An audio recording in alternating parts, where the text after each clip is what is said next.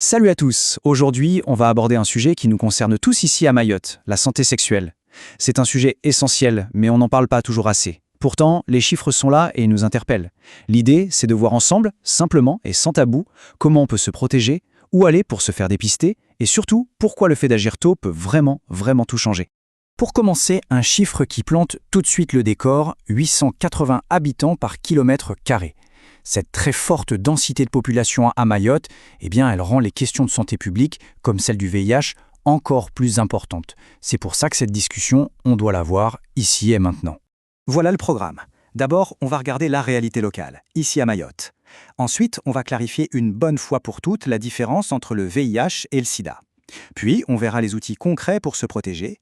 On parlera de ce que ça veut dire vivre avec le VIH de nos jours. Et pour finir, comment agir vraiment sur notre île. Allez, on y va. On commence donc par le commencement, la situation bien spécifique du VIH ici à Mayotte.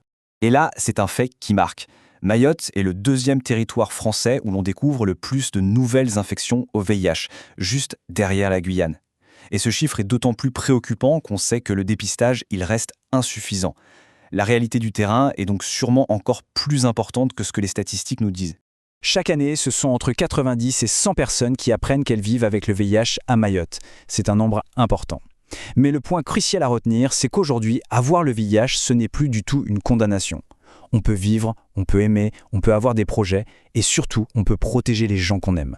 On passe à la deuxième partie pour éclaircir une confusion qu'on entend très souvent. La différence entre le VIH et le sida. C'est la base, vraiment pour bien tout comprendre. Faisons simple. D'un côté, il y a le VIH. Ça, c'est le virus. Il entre dans le corps et il s'attaque tout doucement à nos défenses immunitaires, les fameuses cellules CD4. De l'autre côté, il y a le sida.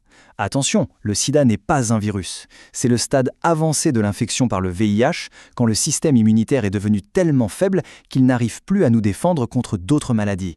Et c'est là tout le piège du VIH. Une personne qui a le virus peut se sentir en parfaite santé pendant des années. Aucun symptôme, rien. Mais pendant tout ce temps, à l'intérieur, le virus, lui, continue son travail et il affaiblit petit à petit les défenses du corps. Et ce chiffre, il montre bien l'urgence à Mayotte. Presque 3 personnes sur 10 découvrent qu'elles ont le VIH beaucoup trop tard, quand la maladie est déjà à un stade avancé. C'est la preuve que le dépistage précoce n'est pas une option, c'est vital. Savoir tôt, c'est pouvoir se soigner tout de suite et donc rester en bonne santé. Bon, maintenant qu'on a posé les bases, on va passer à la partie la plus concrète, les outils de protection. Comment faire pour garder le contrôle de sa santé sexuelle? Le VIH, il ne se transmet pas n'importe comment. Pour être très clair, il y a 3 modes de transmission principaux. Lors d'un rapport sexuel non protégé, bien sûr, par le partage de matériel d'injection, comme des seringues, et enfin, de la mère à l'enfant durant la grossesse ou l'allaitement si elle n'est pas traitée. Et c'est tout aussi important de tordre le cou aux fausses idées. Le VIH ne se transmet absolument pas dans les gestes de tous les jours. Partager un repas, serrer la main, faire la bise, vivre sous le même toit. Et non, même pas par les moustiques. Tout ça, c'est zéro risque. Et lutter contre ces mythes, c'est aussi un moyen de lutter contre la peur et le rejet. L'outil le plus connu et qui reste l'un des plus efficaces, c'est bien sûr le préservatif. C'est une barrière physique toute simple qui protège non seulement du VIH, mais aussi de plein d'autres infections sexuellement transmissibles. Petit conseil pratique, pensez à utiliser un lubrifiant à base d'eau ou de silicone. Ça améliore le confort et ça évite que le préservatif ne craque. En cas de pépin, par exemple si le préservatif se déchire, il faut savoir qu'il existe une solution d'urgence. Ça s'appelle le TPE. C'est un traitement qu'on prend juste après le risque. Mais attention, le temps est super important. Il faut le commencer le plus vite possible, ou plus tard dans les 48 heures. Dans ce cas, on n'attend pas, on fonce aux urgences ou au CJD. Et puis il y a une autre approche, une approche préventive, la PrEP. C'est un médicament que l'on prend avant les rapports sexuels pour se protéger du VIH. C'est destiné aux personnes qui sont particulièrement exposées au risque. Bien sûr, ça se fait avec un médecin et ça demande un suivi régulier pour que ce soit efficace et sans danger.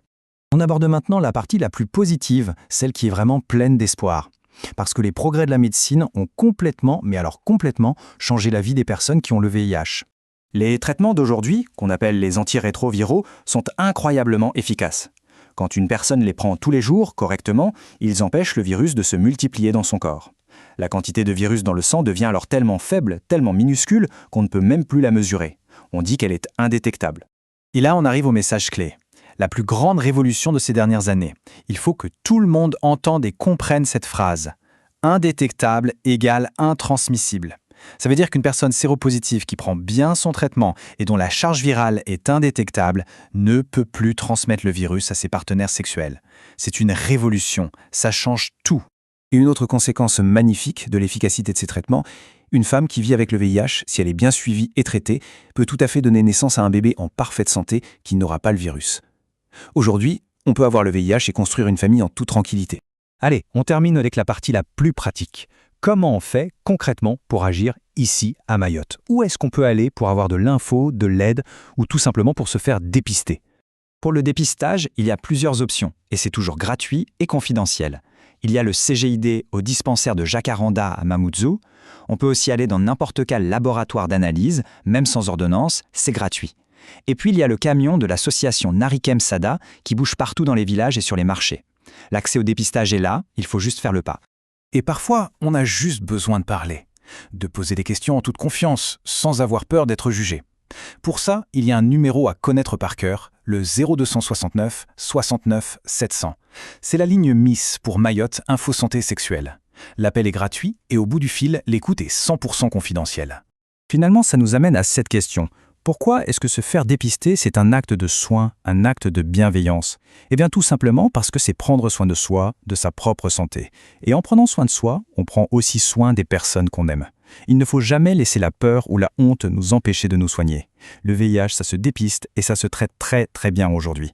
On va finir sur ce message essentiel, la santé est un droit pour tout le monde.